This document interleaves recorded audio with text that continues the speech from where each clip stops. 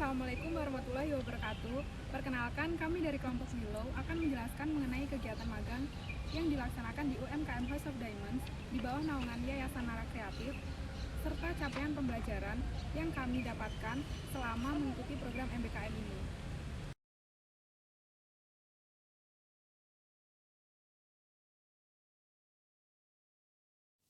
Kelompok Willow beranggotakan 5 orang dengan anggota yaitu Mutia, Ayu, Evril, Elma, dan Elvira. Saat ini, kelompok Willow sedang melakukan magang kerja di UMKM House of Diamonds, Malang. House of Diamonds merupakan sebuah UMKM yang bergerak di bidang tekstil yang selama ini memberdayakan perempuan-perempuan yang kurang beruntung untuk mengatasi keadaan mereka lewat kesempatan peluang kerja sebagai penjahit tekstil dengan menawarkan kebebasan untuk bekerja di lingkungan yang aman, nyaman, dan upah yang layak. Kegiatan magang kerja ini berlangsung selama 1 semester yang dibimbing oleh pembimbing lapang yaitu Nur Kolida atau yang biasa dipanggil dengan Mbak Ida. Berikut adalah kegiatan yang kami lakukan selama melakukan magang kerja di House of Diamonds Malang. Yang pertama yaitu melakukan pemetaan potensi karyawan.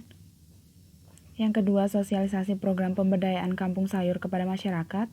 Yang ketiga, melakukan persiapan pembentukan kampung sayur. Yang keempat, melakukan penyemaian biji tanaman.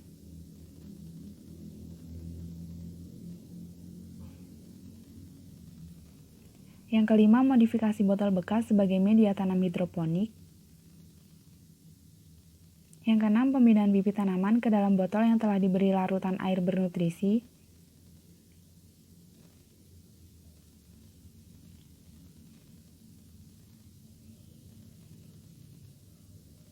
Dan yang terakhir yaitu pemindahan tanaman pada wire mesh.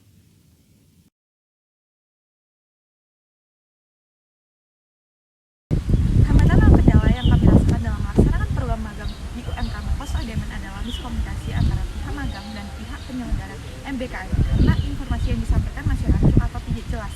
Kemudian hambatan untuk masyarakat sulit diajak kerjasama dalam menjalankan program pemberdayaan.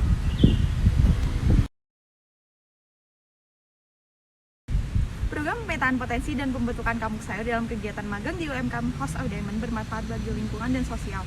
Manfaat lingkungan yaitu mampu memberikan solusi untuk mengatasi limbah industri dari UMKM House of Diamonds dan sampah plastik. Sedangkan manfaat sosial yang dirasakan kedua program tersebut adalah dapat memetakan potensi karyawan serta membantu mengorganisir manajemen sumber daya manusia yang ada di UMKM House of Diamonds. Selain itu, manfaat lain yaitu mampu menekan living cost, memenuhi kebutuhan pangan, dan meningkatkan kesehatan masyarakat.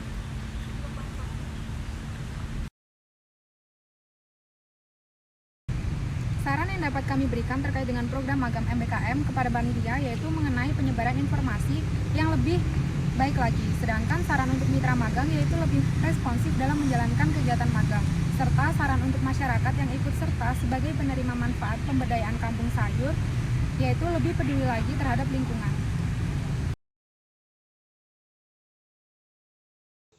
Pada mata kuliah Kapita Selekta, semua capaian pembelajaran dapat dikatakan telah tercapai. Namun, terdapat capaian pembelajaran dari aspek kognitif, psikomotorik, dan sikap yang paling berhasil dan paling terasa pada diri kami.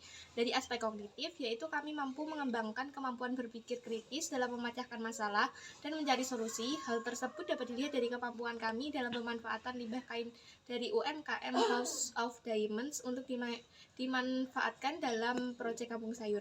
Kemudian dari aspek psikomotorik yaitu kami mampu menjaga kedisiplinan dalam kehadiran dan kepulangan kerja, serta ketepatan waktu dalam menyelesaikan tugas yang diberikan. Dan capaian terakhir yang paling terasa dari aspek sikap yaitu kami mampu mempertimbangkan prioritas dalam mencari solusi, disiplin, mau mendengarkan masukan dan pendapat orang lain, serta komitmen untuk menyelesaikan tugas tepat waktu. Pada mata kuliah Manajemen Sumber Daya Manusia, capaian indikator selama kegiatan magang dapat semua tercapai. Namun terdapat perubahan yang paling terasa pada aspek kognitif yaitu pada sub capaian pembelajaran pengetahuan mengenai metode dan program pencarian sumber pekerja serta uraian jabatan. Pada aspek psikomotorik, kemampuan yang saya dan tim miliki yaitu berupa penggalian informasi, pengumpulan data, serta analisis data yang selalu saya lakukan karena akan membantu pemecahan masalah yang ada di UMKM terkait dengan peta kompetensi karyawan.